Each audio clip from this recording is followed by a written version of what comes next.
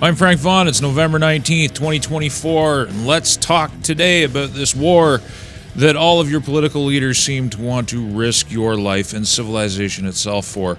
That is the war in Ukraine, where the U.S. has green-lighted long-range strikes into Russia at a time when Russian nuclear policy has changed to allow for the use of nuclear weapons in the event that the United States did exactly what it's doing now. Let's talk about the state of the war among the Ukrainian people. In 2024, barely a third of the Ukrainian people want the war to continue. The popular will has moved against the war in Ukraine because people are sick of dying.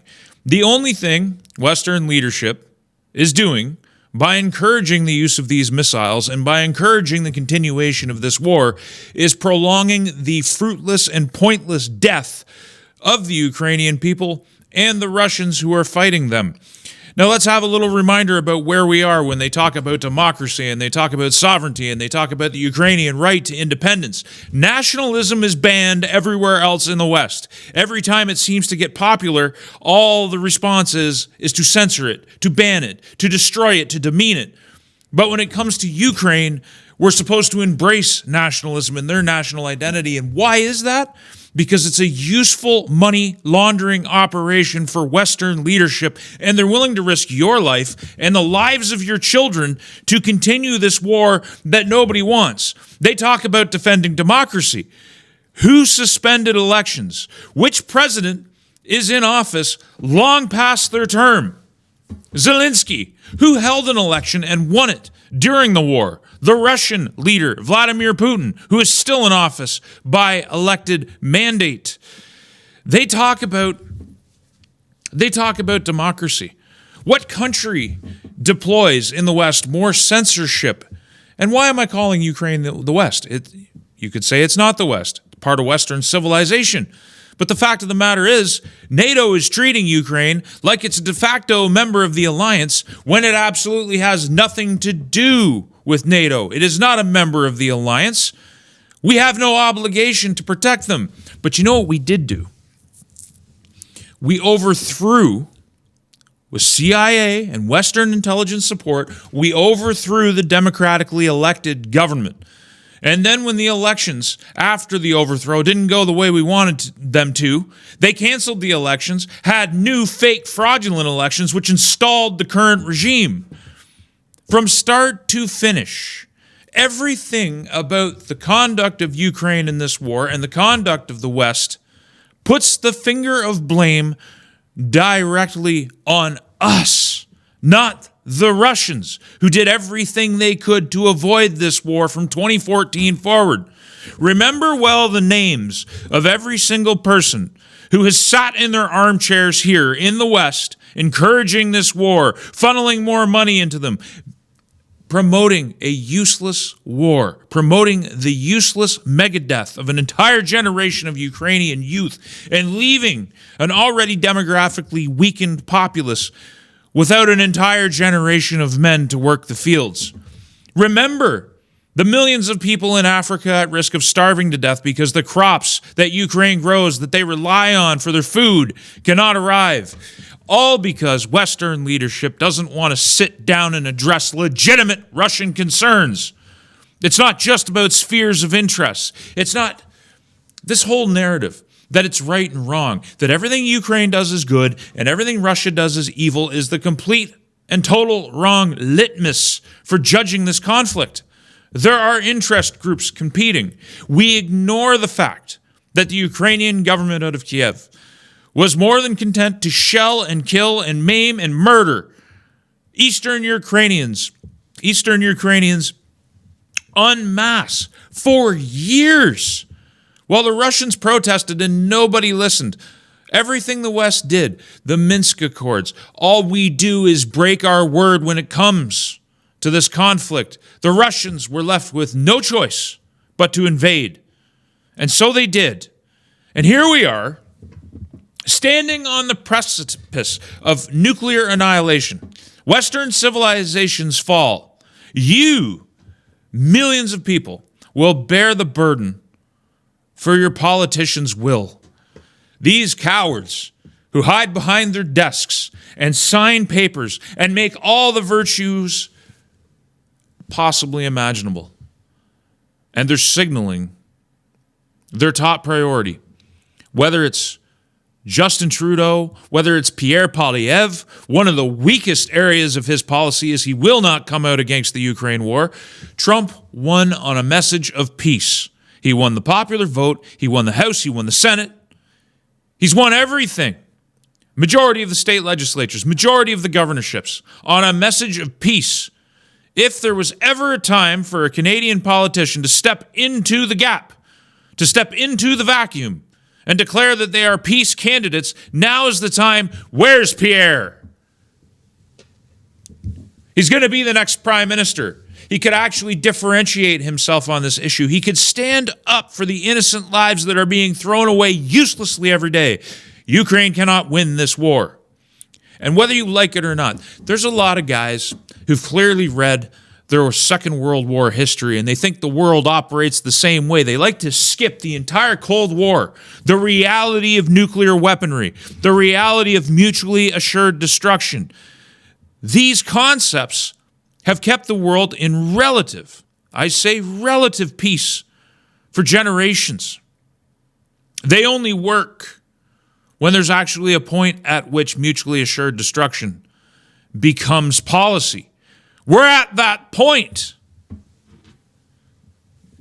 This isn't the old world of conventional armies. This is a world where nations who possess hundreds and thousands of nuclear warheads and the capability of delivering those warheads anywhere in the world have to be reckoned with and lived with. The Western hegemonic moment is gone. We now have to learn how to live together on this planet, or we will die together. And the next world war will be fought with sticks and stones. Everybody has signaled. The Ukrainian people, a third of which only want to continue the war. The other 2/3 want to stop.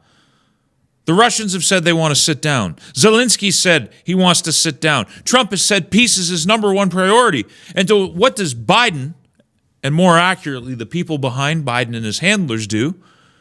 They approve hitting deep in Russia with the very missile systems that Russia has said utilization of would constitute a declaration of direct war on Russia. This is where we are. It is November 19th. We are more than a month and a half out from Inauguration Day.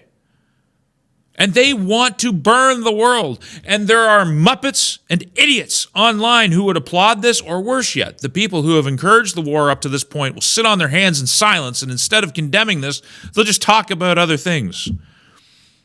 It's absolutely disgusting. It's beyond worrisome. Do you understand what happens if tactical nuclear weapons are deployed in Ukraine? How many blows can Russia take? Their restraint is the only reason any of us are still here talking about it. How much more can they take? The West, we're not the good guys. We've never been the good guys in this conflict. We have been interfering in internal Ukrainian politics and defying the will of the people for a decade now. And we sit here and we pretend we have the moral high ground. We don't have the moral high ground. When was the last time Russia traveled 2,000 or 3,000 miles from their border to take out a national government? Where was the last Russian Libya?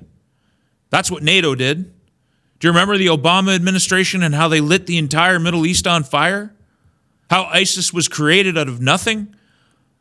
How the Iraqi regime was taken out and they had nothing to do with 9/11? That's us. The empire hasn't been on the good side in decades, if we ever even were. I don't want my kids to lose their ability to have a civilization. I don't want them to die in some stupid war that needs to be ended. The Russian casus belli is real. Their interests are real. They must be respected or the world doesn't exist. We stand on the cusp of greatness, folks. This is the contrast. This is the tragic story of human history. We have visionaries coming into public office in the United States. We have people who might actually be able to fix the national debt crisis, people who want to put the bankers back in their place, who want to reduce those interest payments, who want to take power away from the bureaucracy and give it back to the people. We got visionaries who want to not just put men and women on the moon and on Mars, they want to put them there so they can live there, to create a multi-planetary civilization, to create a new age of expansion, to unleash the power of human potential, to build civilization through the next century. And the forces of destruction, all of which rallied around Kamala Harris and rally around Biden, are desperate to destroy everything. And there are apologists for it. Common people and small commentators who are afraid to speak out about this because they were so pro-war in 2022 and 2023, they can't dare admit they made a huge mistake and blunder, that their knowledge was either incomplete or they were just woefully ignorant of the facts. Western interventionism, Western involvement, the intelligence agencies, the combined might of NATO, has been meddling in internal Ukrainian politics for a decade. This is on us more than Russia. That's just the truth, the absolute truth. And now here we sit, long-range strikes taking place in Russia, waiting for a president who might actually bring peace, with these leaders, these so-called champions of democracy who are supporting a man and his regime, which was illegally installed, which has suspended elections, which rounds up young people at the point of a gun. These thugs, a dozen of them at a time, rounding up these poor kids, giving them poor training, and then sending them to the front line to die. You support that if you won't speak out against it. You who support the Ukrainian war, support the megadeath of their sons and daughters and civilians.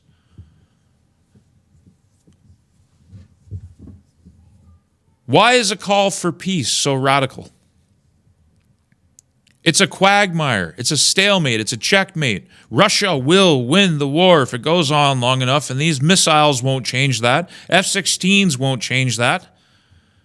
The hypocrisy of talking about these North Korean troops that are pushing Ukrainian forces out of Russia around the Kursk region.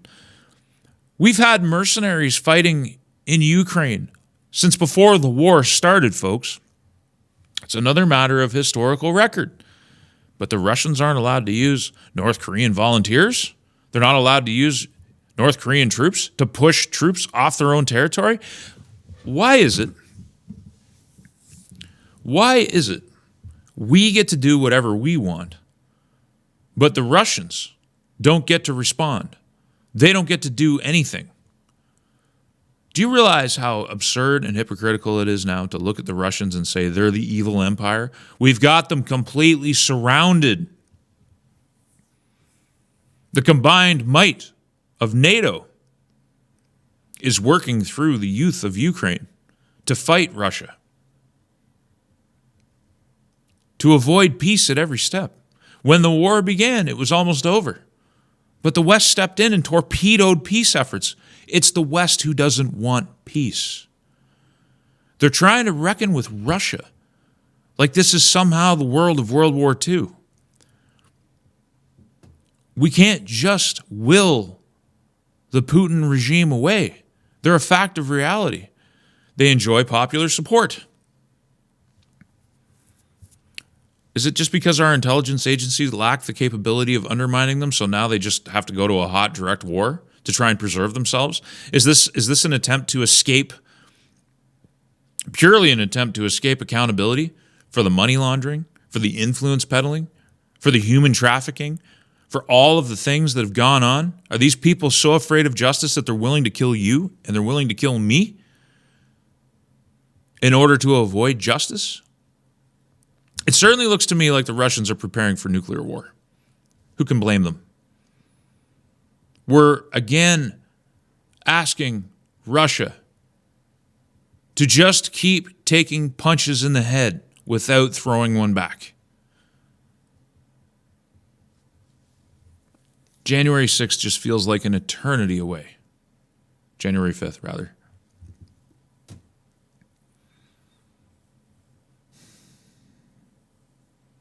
There isn't much that you can do in the face of nuclear conflict. Once the bombs start going off, what do you get to do? Your money ain't going to matter.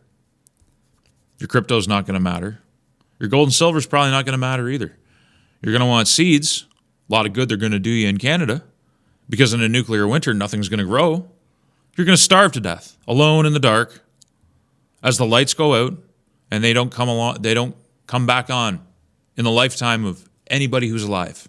Once the missiles start flying, civilization resets. And even the most well-laid plans of the richest and wealthiest people on the planet will more than likely fail in the majority. I don't care how big your bunker is. I don't care how big your supplies are.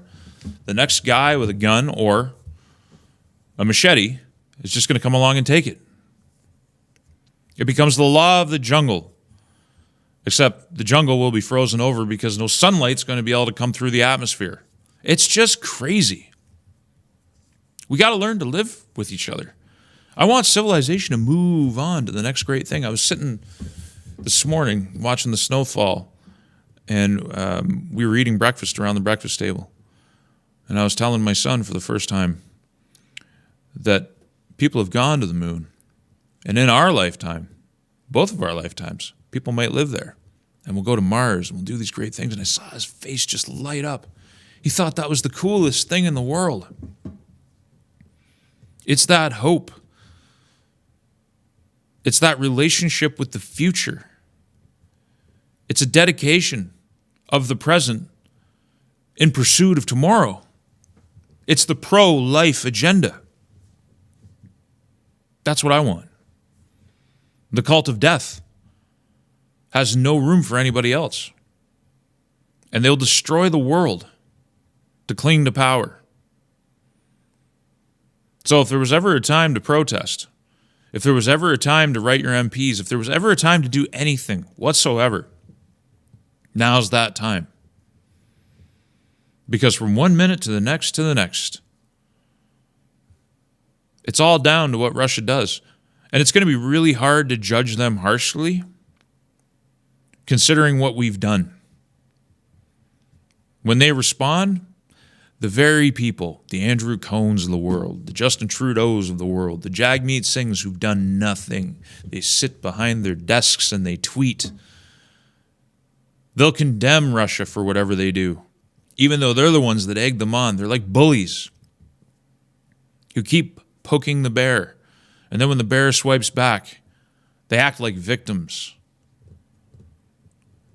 Just remember, as we move forward through time, all those people who pushed this war, and hold them accountable. Did you know that I have a website? frankvaughn.ca, the ultimate repository for all of my work, and a backup location just in case the censors come for me again. And if you like the content, please consider using the donate link in one of the options available. There are no paywalls, there is no advertising, and there is no Patreon, and I intend to keep it that way. Thank you for your time and your consideration.